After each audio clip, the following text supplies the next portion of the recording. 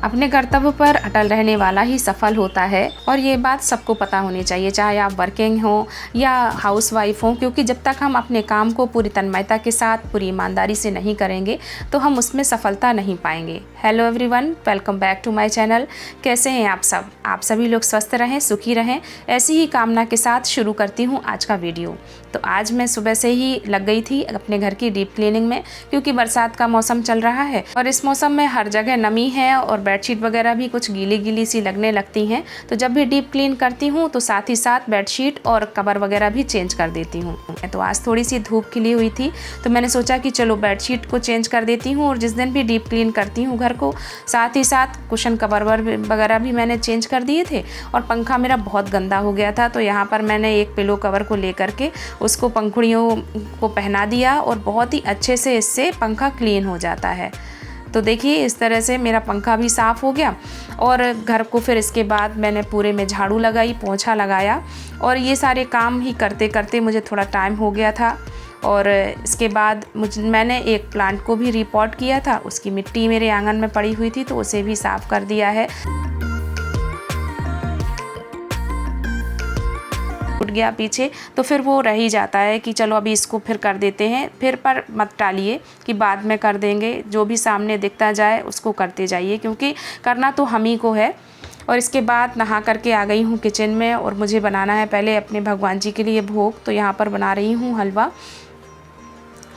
बेटा आया हुआ है 1-2 दिन के लिए, तो उसका आज आटे का हलवा खाने का मन था, तो मैंने कहा चलो भगवान जी का भोग भी उसी से हो जाएगा, और बेटे को भी बहुत पसंद है। तो मैंने यहाँ पर पहले ही भगवान जी के लिए निकाल दिया है, क्योंकि ऐसी आदत बना रखी है कि घर में जब भी कुछ भी बनाती हूँ, कुछ मीठा या कुछ आता है घर में, फल वगैरह नया कुछ आता है, तो भगवान जी के लिए ज़रूर से निकालती हूँ, अपने लड्डू गोपाल के लिए, माता रानी के लिए। तो बस यहाँ पर उनका भोग निकाल दिया है, आरती करी और इसके बाद भोग लगाया, और फिर अब होगी दिन के कामों की शुरुआत। तो आज गांव से आ गए थे आम, तो उनके ही अचार के लिए मुझे कटवा करके रखना था। और इस बार बारिश भी थोड़ा देर से हुई, और मेरी सासू माँ कहती थी कि जब तक बारिश ना हो जाए, बहुत ज़्यादा गर्मी में अचार नहीं डालना चाहिए। और कुछ हेल्थ इश्यूज़ की वजह से भी 1-2 दिन करके थोड़ा सा लेट ही हो गई हूँ। तो बस यहाँ पर सारे आम काट करके रख दिए थे, और रखने के बाद 2-3 पानी से इनको अच्छे से धो दिया है। इनकी गुठलियाँ निकाल दी हैं। 6-6.5 किलो आम था, और उससे 1 किलो के लगभग तो गुठली ही निकल गई है।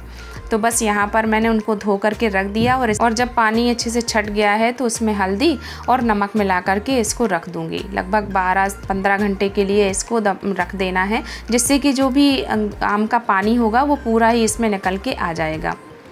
और नेक्स्ट डे मौसम थोड़ा अच्छा लग रहा है, तो यहाँ पर जब मंदिर जाती हूँ तो मंदिर जाने से पहले दाल को भिगो करके रख जाती हूँ, जिससे कि अच्छे से फूल जाए और जल्दी से पक भी जाती है। तो बस मंदिर से आकर के सबसे पहले मैंने लंच की तैयारी शुरू करी, क्योंकि मुझे लंच आज जल्दी बनाना है, अचार भी डालना है, और आज थोड़ी सी मौसम सही है तो कुछ और भी काम करूँगी घर के, जैसे कि कपड़े वगैरह फैले हुए पड़े हुए थे, गंदे कपड़े हैं, बेटा भी आया हुआ था। तो बस अब वो चला गया है, और जब बच्चे घर में होते हैं तभी कुछ नया कुछ बना करके उनको खिलाने का और ख़ुद भी खाने का मन करता है। बाकी के टाइम तो बस हम दोनों लोगों का तो बस ऐसे ही चल रहा है, दाल रोटी खाओ, प्रभु के गुण गाओ। बच्चों के बिना घर में अच्छा तो बिल्कुल भी नहीं लगता है, मगर उनके उज्जवल भविष्य के लिए ये सब तो करना ही होगा, क्योंकि उनके लिए भी वहाँ बाहर रहना इतना आसान नहीं है। उनको भी तो हमारे अपने घर की याद आती ही होगी।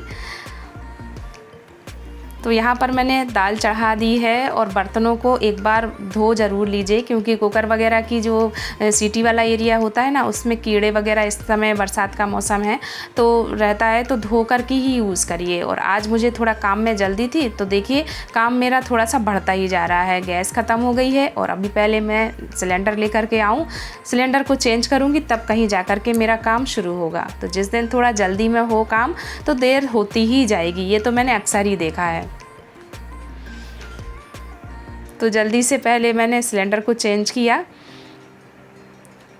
और किचन के पास से ही आंगन एकदम लगा हुआ है, तो यहाँ पर कभी कभार छिपकली आ जाती है, इसलिए मुझे बहुत डर लगता है। तो मैं पहले उसको चेक कर लेती हूँ कि ऐसा तो नहीं कहीं छिपकली बैठी हो।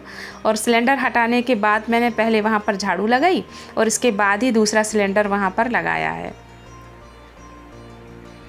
और इसकी कैप को तो बहुत संभाल करके रखना पड़ेगा, वरना जब वो सिलेंडर चेंज करने आएगा तो 15 रुपये इस कैप के ही ले लेगा। तो इसको मैं सिलेंडर में ही बांध दूँगी, जिससे कि ये कहीं खोए नहीं।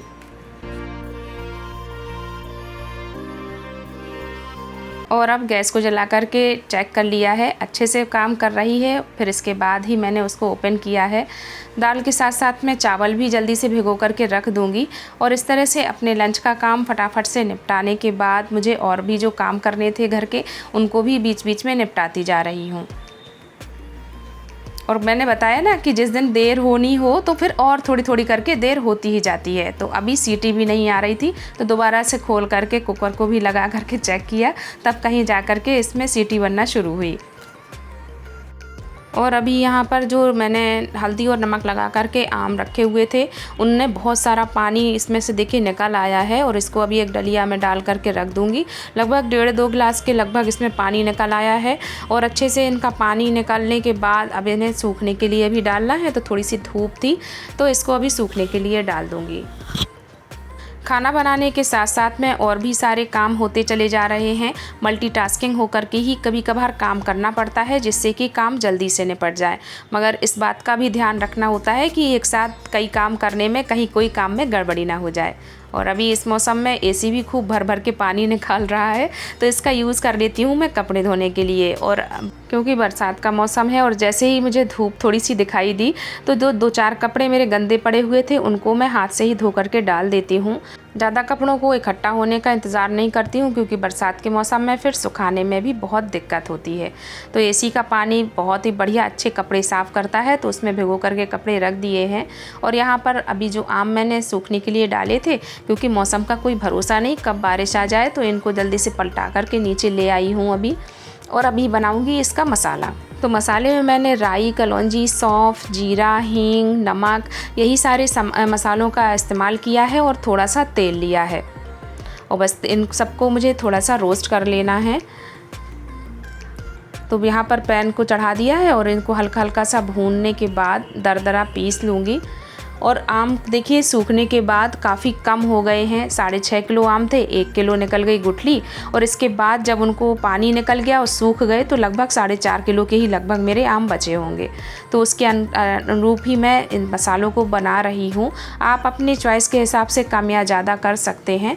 तो मैंने बस उसी के हिसाब से लिया है। 150 ग्राम के लगभग राई ली है, 75 ग्राम मैंने ली है सौंफ, थोड़ा सा जीरा लिया हुआ है और कलौंजी। और इन सब चीज़ों को हल्का सा रोस्ट करके और दरदरा सा पीस लिया है।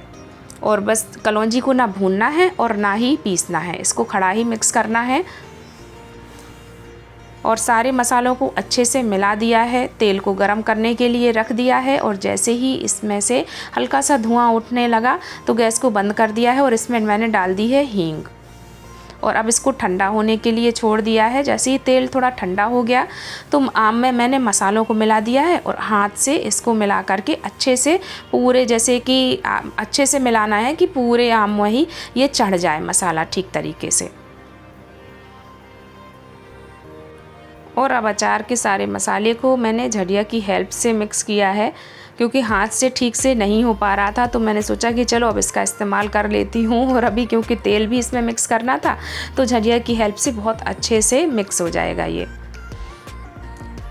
बहुत ज़्यादा तेल इसमें अभी नहीं डालना है। 2-3 दिन मैं इसको रख दूँगी, फिर इसके बाद अगर चाहे तो आप इसको तेल से भर सकते हैं, वरना ऐसे ही ये सालों तक रखा रहेगा, बिल्कुल भी ख़राब नहीं होगा। और एक कांच के जो बरनी होती है, उसको पहले से ही धो करके सुखा लिया था। और अब इसमें दबा दबा करके सारे अचार को रख दूँगी। तो इस तरह से बहुत ही टेस्टी सा ये मेरे आम का अचार रख करके तैयार हो गया। और अभी इसे कपड़े से बांध दूंगी 2 दिन के लिए, फिर इसके बाद ही इसका ढक्कन लगाऊंगी। फ्रेंड्स, कैसा लगा आज का वीडियो और रेसिपी आपको आम के अचार की? अगर वीडियो अच्छा लगा हो तो वीडियो को लाइक करें, फैमिली फ्रेंड्स के साथ में शेयर करें। और अभी तक आपने मेरे चैनल को सब्सक्राइब नहीं किया है तो चैनल को सब्सक्राइब भी करें। और बस ऐसे ही जो कपड़े भिगो करके रखे थे, उनको हाथ से धो करके डाल दिया है, तो कपड़े भी धुल गए और थोड़ी सी एक्सरसाइज भी हो गई। तो एक पंथ 2 काज मेरे हो गए हैं। मिलती हूँ अपने अगले वीडियो में। Bye bye.